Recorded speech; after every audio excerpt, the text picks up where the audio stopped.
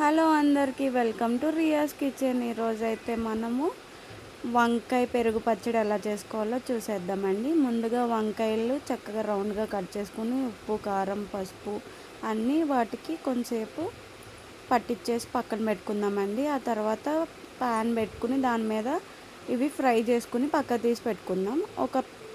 ఒక కప్పు పెరుగు, ఇంకా 1 స్పూన్ ఉప్పు, 2 స్పూన్ కారం, పసుపు వేసుకుని అది కూడా పక్కన పెట్టుకుందామండి. ఇప్పుడైతే తాలింపు వేసేసుకుందాం. తాలింపు సరుకులన్నీ వేసేసుకుని దీంట్లోకి కొద్దిగా ఒక టమాటాని యాడ్ చేసేసుకుని చక్కగా ఫ్రై అవనిద్దామండి. టమాటాని మంచిగా స్మాష్ చేసుకుని దీంట్లోకి ముందుగానే తీసి పెట్టుకున్న ఆ పెరుగు మిశ్రమాన్ని దీంట్లో యాడ్ చేసేసుకుందామండి. యాడ్ చేసేసుకుని అప్పుడు ఫ్రై చేసుకున్న వంకాయలను కూడా దీంట్లో యాడ్ చేసేసుకుందామండి. యాడ్ చేసుకుని కొత్తిమీర వేసుకుని గార్నిష్ చేసేసుకోవడమే. ఇది మనం ఎటువంటి రైస్లో అయినా సూపర్ ఉంటుంది, ట్రై చేయండి. వీడియో నచ్చితే like, comment, share and subscribe చేయడం మర్చిపోకండి. పక్కనే ఉన్న బెల్ ఐకాన్ ప్రెస్ చేయండి.